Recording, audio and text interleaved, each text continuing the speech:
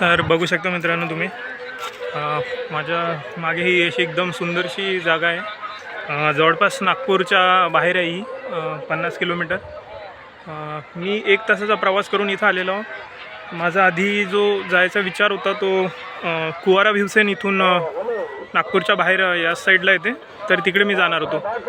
आणि मधातच मला कोणीतरी विचारलं की घोगरा महादेव कुठं आहे म्हणून।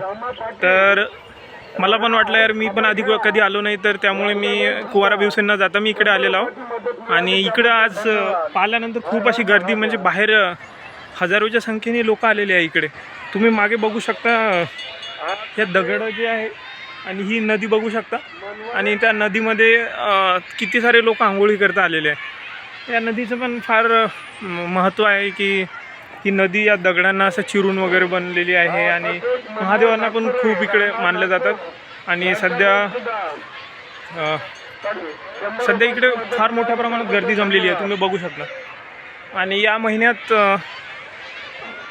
जवळपास इकडे खूप सारे असे जे पण भक्त लोक आहेत ते खूप सारे येतात, आणि फार सुंदर असं हे आहे। आणि चला मी आता निघणार आहे इथून, आणि खूप मला छान वाटलं इथले हे दगड बघून। या दगडांवरचे तुम्ही छोटे छोटे हे बघू शकता की किती हे पाण्याच्या फोर्समुळे हे दगडांचा आकार असा एवढा स्मूथ आणि एवढा असा नॅचरल आकार आहे की तुम्ही क्वचितच कधी बघितलेला असणार। तर खूप सुंदर असं आहे, तुम्ही येऊ शकता।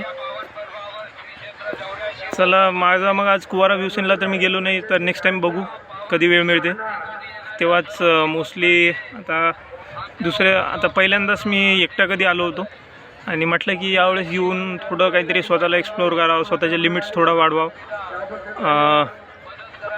पण मला छान वाटलं, पहिल्यांदाच मी एकटा आलेलो।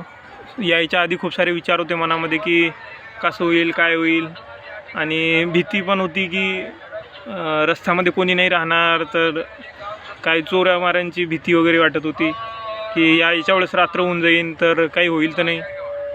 पण असं काही झालं नाही। बहुतेक देवांचं जे म्हणतो मी, नेहमी माझ्या याच्यावर मला असं वाटते की देव मला कुठून तरी बघत आहे आणि माझ्यासोबतच आहे नेहमी, असं मला वाटते।